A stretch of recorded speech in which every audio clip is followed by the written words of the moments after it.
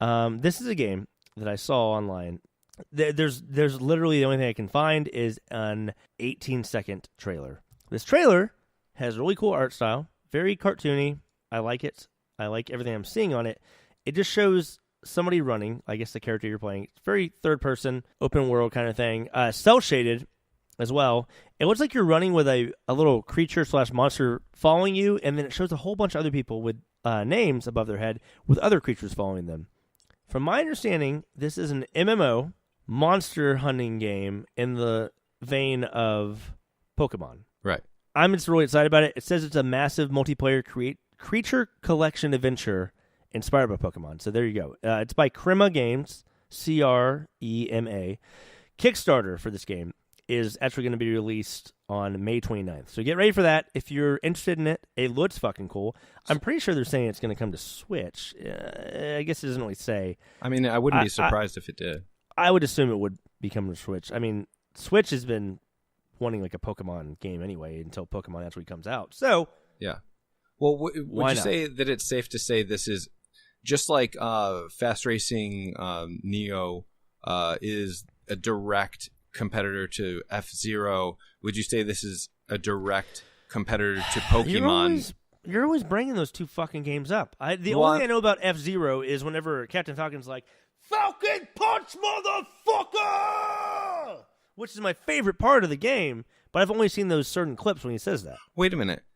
Did you say the last time that you said Falcon Punch, motherfucker, was it after we had decided that fuck was the word? It was after. Don't be a fucking idiot. Wait, it was after? Sorry, it was before. No, don't try switching shit on me. It was before. Don't be a fucking idiot. No, the reason I bring that up, though, is because other companies are saying, okay, Nintendo, if you're not going to come out with this sooner, like, we're going to make something similar. Yeah, we'll do it for you. So Fast Racing Neo came out. There was a brawler game. I see what you're saying. They didn't come out with F-Zero. Right, and F-Zero's still not out. I mean, so you have this Fast Racing Neo or Neo, whatever, I forget which, on Wii U, and you have it on Switch. It's exactly like F-Zero, except they just have more, there's more stuff in the game.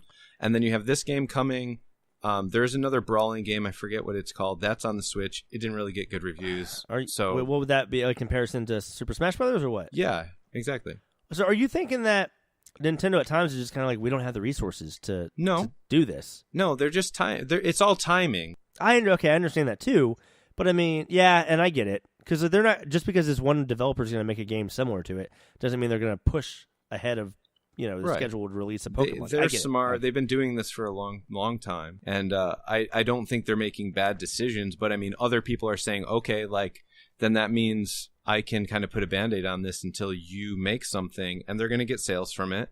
And then Nintendo will release their game and everyone will jump on it. I mean, I don't think someone's going to say, oh, I have Temtem, I'm not buying Pokemon on Switch. I see. Yeah, I mean, that wouldn't be me either. I mean, I have Stardew Valley. Doesn't mean I don't want to play that my time at Portia thing. Right, exactly. So yeah. I'm interested in this game.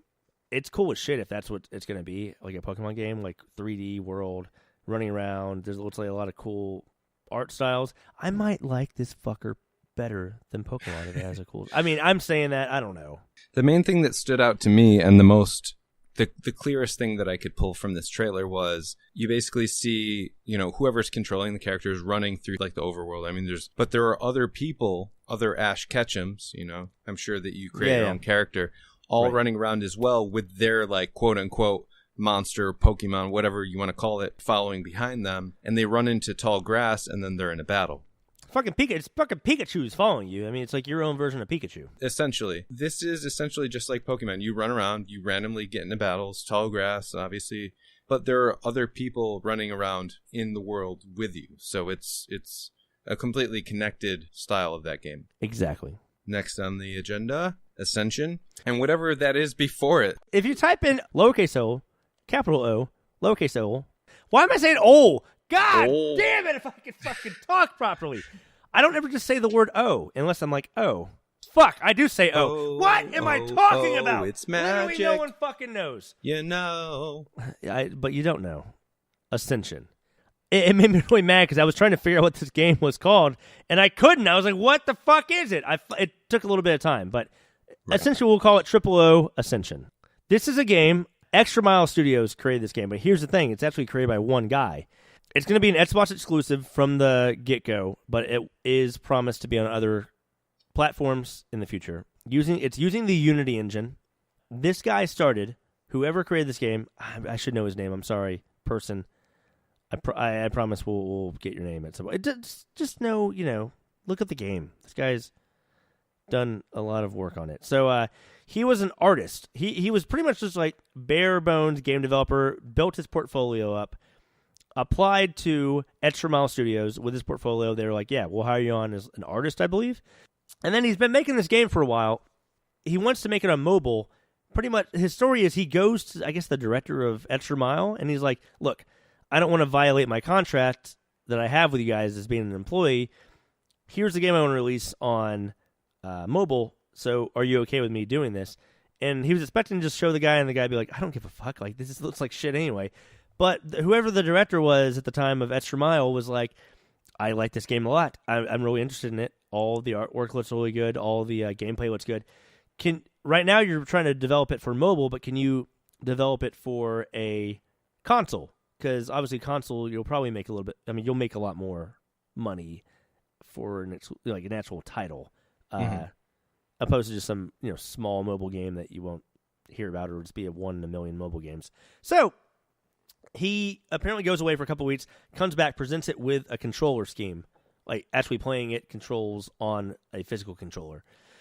And they're like, yeah, we like it. We're going to actually publish this game and develop it in-house. Or I say this bad. I say this wrong. I say this bad. Wrong fucking termage. I can't fucking speak at all at the moment. Extra Mile Studios is like, we're going to go ahead and make this in-house with you, I'm assuming, as a lead developer. And it turns into this game that's going to be now exclusively released. Don't laugh at me for my stupidness. On Xbox. It's coming out on the 25th of May. Also, Kenny Kriener. Kenny Kriener, thank you. Is that his name? Yeah, that's the name of the developer. That's why I love it. And he developed it in less than 12 months. That's great. And so it's coming out. Check out the trailer. O Ascension. We'll call it that. We should describe the game a bit. What does it remind you of? Okay, yes. I was getting to that. I was on a long rant. It reminds me of, this sounds really weird, a more obviously polished puzzle game, the very bright neon color aesthetics, but it kind of reminds me of the Sonic bonus levels where you're on that fucking small sphere and you're going and trying to just get the blue, fucking balls and not hit the red ones. That's in the most basic explanation of this game. This game has a lot more platforming, I think, to it. Yeah. And it looks like there's a concept in the game from the trailer I saw of there's a ghost, maybe like the mistakes you made in the past. There's like a ghost version of you, your little like tiny triangle ship, if you will, that you can look at to be like, I don't want to make those mistakes again. Or that might be like the person that played it faster. I have no idea. I just saw a little like shadow ghost version of your avatar, in the trailer. So yeah, it was like a time attack mode. Right, exactly. It looks really good though. I'm excited for it. Yeah. Well, it reminds me a lot of Geometry Wars. Okay, yeah. Except you're not really shooting. It looks like... So, Geometry Wars 3 introduced, like, different shaped, I guess, I don't know if you want to call them levels or what, but at one point it was all just a flat surface and you just, use the left stick to move, right stick to shoot.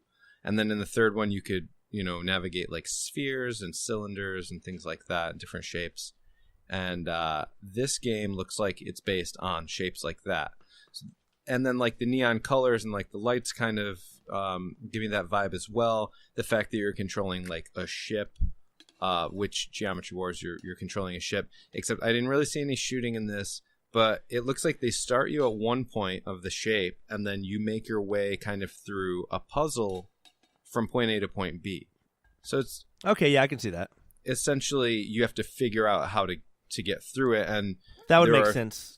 I mean, considering like it seems like everything's on a sphere, right? For the most part. I mean, maybe at some point in the game you're on a cube or you're on, whatever. Yeah, it looks cool. I mean, save those cube shapes for the fucking DLC, bro. Yeah, baby.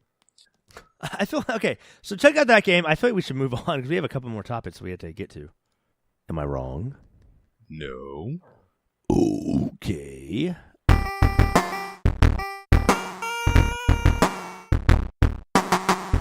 Yeah, this week, Stardew Valley's multiplayer went live on beta. We have not played it yet because I'm playing it on Switch, but I'm assuming it's fucking awesome. Yeah. We both own it on Switch, so I haven't played it either, but... What? You'll be in my farm soon enough, if you know what I mean. Okay, so after all this time, so now Stardew Valley's been out for a while now. I think 2 years or more. Has it been that long? Yeah, I believe so. All right. Is this going to add anything? Is it too late? Are people still playing this game? And if they are, like, I don't know. So you can like invite people to your farm, right? Apparently, you have to build a separate house, and then it allows you to bring your friends. They can come in. They can't sell any of your shit, from my understanding. Uh-huh. And I mean, essentially, they can just help you out on your farm, do co-op, and then you also get to see, your friend's farm and do your own thing with them. Right. I mean, that's exciting and enough. Yeah, that sounds awesome. Like, I want you to see my farm. I put 100 hours into this shit. That's true. Come check it out. see what you're missing. But can I do anything worthwhile and meaningful on your farm? You might be able to take shit back. I don't know. I think you have your own little chest you can put shit in. Dude, I don't know. All right. Maybe. I don't know much about it. That sounds bad. If nothing else, if you're going to play anyway and I'm going to play anyway and we just want to play together, I guess that's not so bad, right? No, I want you to see my farm. Take a look. It's in a book. They fucking read Rainbow. I'm going to have to do so much editing to keep that voice from popping people's speakers out. No, I step away. That's fine. Thank you. I'm looking.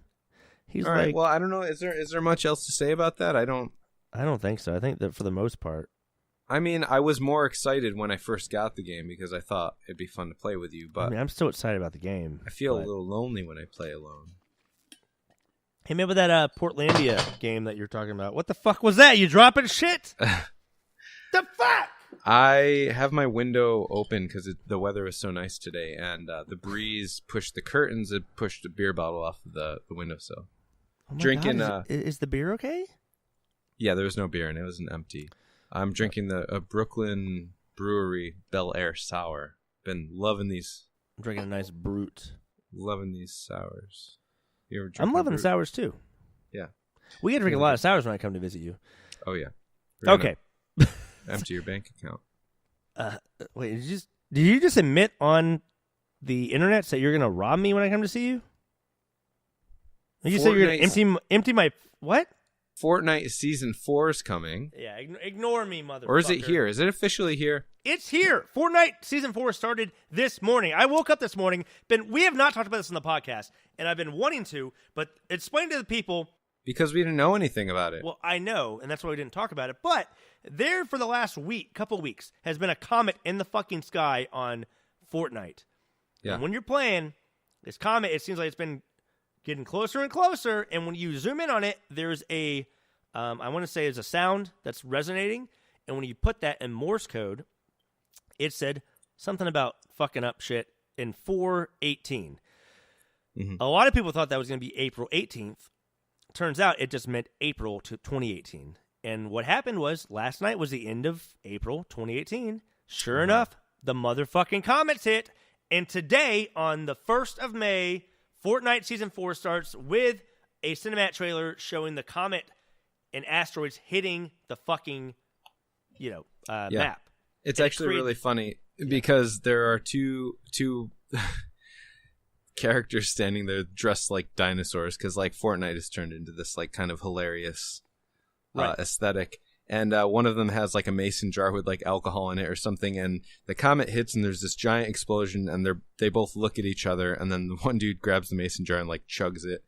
And here's the thing though, I don't think that kid understood how alcohol works. Like by the time the comet would have hit, the explosion would have hit them within the next couple of seconds, they would already be dead.